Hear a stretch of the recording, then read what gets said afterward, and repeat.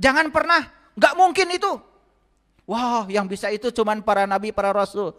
Kan para nabi, para rasul di Quran dikatakan, Kul innama ana basyarum mislukum. Katakanlah wahai para nabi, para rasul, kalian semua manusia biasa seperti yang lain. Apa yang dicapai para nabi, para rasul bisa dicapai oleh kita kalau kita ngikutin jejak dan langkahnya. Kan begitu. Makanya jangan putus asa ya, jangan putus asa. Nah, kembali pada dialog tadi. Umatnya Musa disuruh iman pada Allahnya Musa. Hei umatku Bani Israel, imanlah kalian pada Allahku, pada Allah Tuhanku. Apa jawabannya? Wahai Musa, aku tidak akan beriman pada Allahmu sebelum aku melihat Allah dengan jelas. Itu diabadikan di Quran.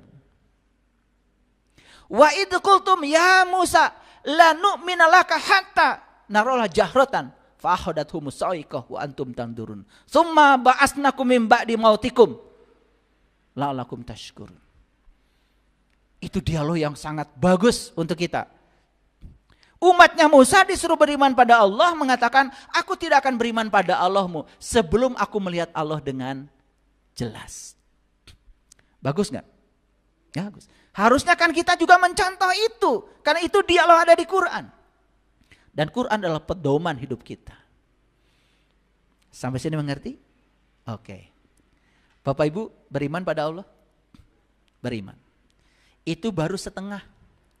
Baru meyakini yang belum terlihat. Awas. Baru sempurna iman kita kalau kita sudah bisa melihat yang diyakini. Sudah. Begitu sampai di situ, iman kita sudah sampai di iman isbatul yakin.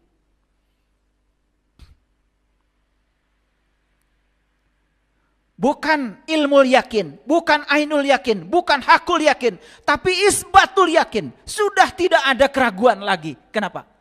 Sudah menyaksikan dia sebagaimana dia adanya. Apakah bisa dicapai oleh kita-kita? Bisa. Belajar sama orang yang tahu. Gitu aja. Ya. Makanya jangan belajar Allah dari penjelasan tentang Allah. Arab tu Rabbi bi Rabbi. Belajar Allah harus dari Allahnya.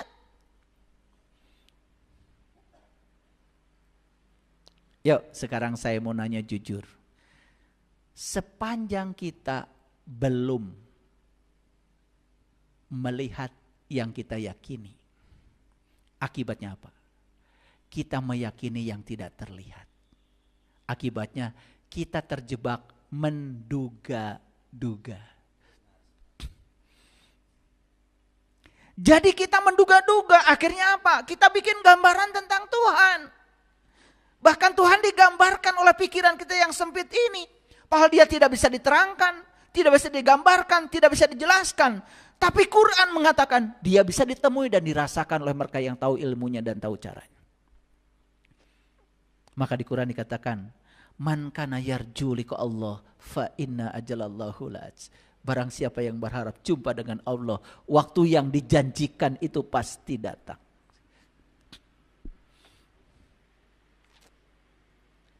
Jadi dalam konteks iman, judul ini menjadi dalam. Meyakini yang tidak terlihat, bagus.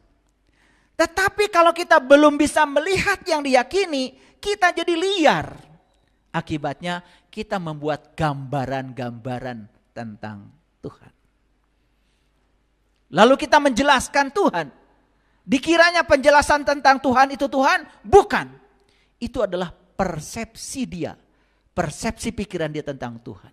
Akibatnya apa? Sebanyak kepala, sebanyak itu persepsi tentang Tuhan. Jadi Tuhannya banyak. Padahal dia Maha Tunggal adanya. Dia meliputi seluruh semesta raya. Meliputi semua makhluk. Meliputi Bapak Ibu semuanya dan meliputi diri saya. Berarti dia satu adanya. Dia Maha Tunggal. Dan siapapun yang menyaksikan dia harusnya sama. Tapi kalau yang menjelaskan dia, karena dia belum pernah menyaksikan dia, itu jadi beda-beda. Karena itu persepsi, bukan yang sebenarnya. Itu yang disebut dengan prasangka. Apa? Ulangi ya. Sebelum kita bisa melihat yang diyakini, baru meyakini yang tak terlihat, berarti kita akan terjebak oleh prasangka. Dari situ muncul yang namanya persepsi, proyeksi, interpretasi, muncul dari situ. Dan itu bukan yang sebenarnya. Hadirin, sampai sekarang orang fisika tidak ada yang bisa menjelaskan air ini apa. Walaupun ada penjelasannya, itu pun hanya keterbatasan penjelasan saja. Air adalah rumus molekulnya H2O. Air adalah pelarut yang sangat bagus. Penjelasan-penjelasan itu, sebanyak apapun buku tentang air, tetap saja belum bisa menjelaskan air yang sebenarnya.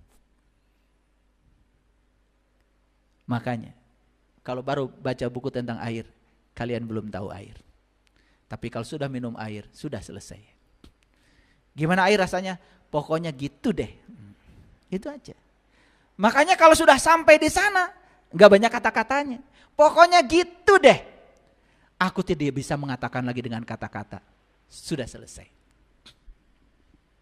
Nah, inilah ayatnya. Lihat semua. Ayo jujur pada diri sendiri. Jujur, jujur.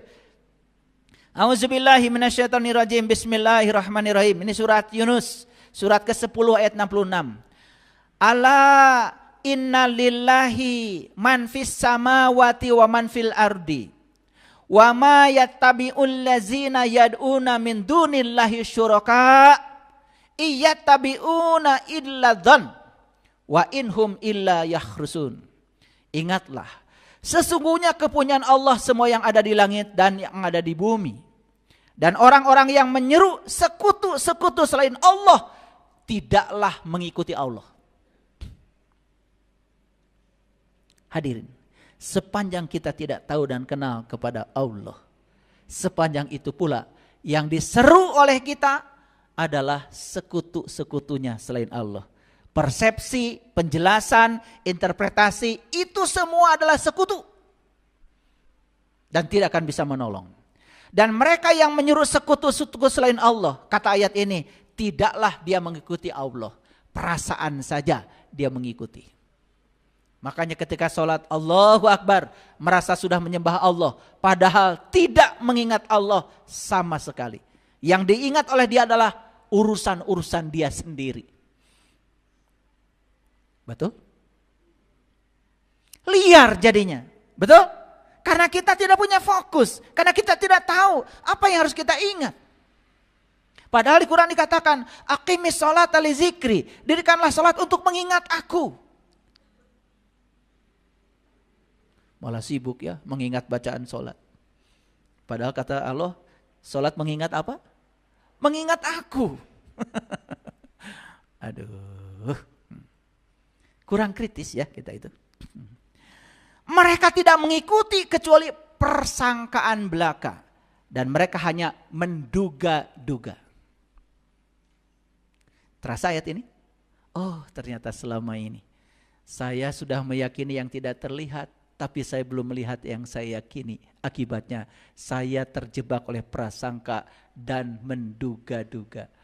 Duh ya Allah. Bimbinglah aku supaya aku bisa dapat petunjuk ke jalan Syirat-Mu ya Allah. Agar aku bisa bebas dari segala prasangka dan duga-menduga. Di ayat lain, surat An-Najm, surat ke-53 ayat 28. Wa ma lahum bihi min ilmin iyattabi'una illa dzan wa inna dzan la yugni minal haqqi syai'a. Dan mereka tidak mempunyai suatu pengetahuan tentang itu. Tidak punya pengetahuan tentang itu. Tentang yang diyakini itu enggak punya pengetahuan sama sekali. Karena apa? Dia belum melihat yang diyakini. Tetapi dia meyakini yang tidak terlihat. Maka kata ayat ini, mereka tidak lain hanyalah mengikuti persangkaan. Sedangkan sesungguhnya persangkaan itu tidak berfaedah sedikit pun terhadap kebenaran. Diperkuat lagi di ayat lain. Di Quran surat Al-An'am, surat ke-6 ayat 116. Wa in tuti' Aksaru man fil ardi yudilluka an sabilillah. Di sini dikatakan aksaro. Aksaro itu kasiro. Kasiro itu kebanyakan. Dan jika kamu mengikuti kebanyakan orang di muka bumi ini, niscaya mereka akan menyesatkan kamu dari jalan Allah. Jadi yang menyesatkan dari jalan Allah itu bukan yang sedikit kalau kata Quran. Yang kebanyakan.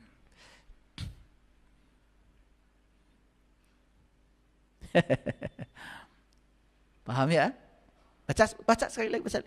Dan jika kamu menuruti kebanyakan orang yang di muka bumi ini, niscaya mereka akan menyesatkan kamu dari jalan Allah. Mereka tidak lain hanya mengikuti persangkaan belaka. Dan mereka tidak lain hanya berdusta. Banyak istilahnya ya. Jadi prasangka itu tadi disebut menduga. Prasangka itu disebut berdusta. Sepanjang kita belum tahu yang sebenarnya, kita akan terjebak oleh prasangka. Dan menduga-duga, capek jadinya. Betul gak? Saya ingin ingat sama Allah gimana ya. Kerut-kerut. Kayak apa sih Allah itu? Capek. Tapi kalau sudah tahu, berdiri, duduk dan berbaring, gak ada yang bisa dilupakan. Cuman ingat aja. Saya lagi bicara begini aja gak bisa lupa. Gak bisa lupa. Makanya di Quran dikatakan ulul albab itu adalah orang yang bisa ingat Allah, berdiri, duduk dan berbaring. Di segala aktivitas tidak lupa. Lagi masak pun selalu. Aku lagi masak, ingat kamu. Aku lagi nyangkul, ingat kamu. Tidak ada. Makanya di Quran dikatakan mengingat Allah itu persis seperti kau mengingat bapakmu. Fazkurullah kazikrikum aba'akum. Luar biasa ya Quran ya. Kalau dipahami ya luar biasa. Luar biasa apa tidak? Oke. Nah, saya ingin menyampaikan sedikit data ini. Negara dengan tingkat literasi terendah. Kenapa ini perlu? Perhatikan saya semuanya. Menurut Institut Statistik UNESCO, WIS, literasi merupakan keterampilan mendasar yang memberdayakan individu dan masyarakat. Literasi itu kemampuan untuk bisa mengolah, menganalisis data. Mana yang bohong, mana yang enggak bohong itu literasi namanya, literasi. Ya. Nah, dalam Kamus Besar Bahasa Indonesia, literasi mencakup pengetahuan dalam bidang tertentu dan kemampuan mengolah informasi untuk kecakapan atau keterampilan hidup, di samping keterampilan membaca dan menulis. Jadi literasi itu mencakup kemampuan mengolah informasi. Bapak Ibu, coba begitu ada informasi, olah. Saya disuruh apa ya sama Allah? Diolah. Suruhannya mengingat. Loh, kok saya malah menyebut-nyebut? Literasi itu. Saya disuruh mendirikan sholat. Apa saya sudah mendirikan sholat ya? Atau melaksanakan sholat? Literasi, diolah informasi itu. Nah, kita ini selama ini kalau ada informasi gak diolah. Semua diizinkan menjadi dogma dan doktrin. Bahkan kebohongan pun yang diulang-ulang lama-kelamaan dianggap kebenaran. Setelah itu diyakini. Itu jadi belief system. Bahaya itu sekali. Ya, oke. Baik, kita lihat sekarang. Negara dengan tingkat literasi terendah. Nigeria, 30%. Jadi persentase di sini menyatakan di sana itu yang punya keterampilan dan kecakapan mengolah informasi itu cuma 30%. Nigeria. Guinea, Sudan, Mali, Republik Afrika Tengah, Burkina Faso, Somalia, Afghanistan. Kemudian Benin, Chad, Pantai Gading, Liberia, Sierra, Ethiopia, dan Kepulauan Wallis. Ya, ini semua di bawah 50%. Kepulauan Wallis sudah mencapai 50%. Nah, Indonesia alhamdulillah 95,44%.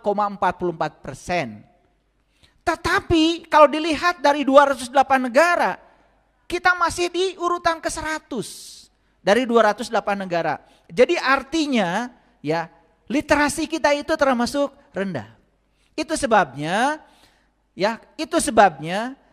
kenapa kita tuh gampang sekali kalau ada informasi dianggap benar. Walaupun itu hoax tidak diolah. Yang berbahaya kalau informasi yang menyangkut keyakinan.